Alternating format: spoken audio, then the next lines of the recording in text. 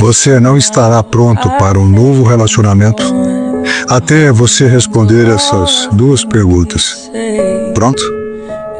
Número 1. Eu realmente estou curado? Curada? Ou eu preciso de alguém para me ajudar a parar de sangrar? Número 2. Eu realmente quero essa pessoa? Ou eu preciso de alguém para me salvar da solidão? Veja, você não estará pronto até você conseguir responder essas duas perguntas com uma honestidade brutal.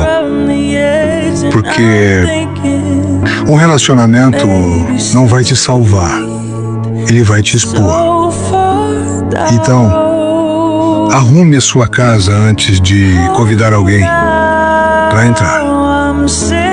Pense nisso.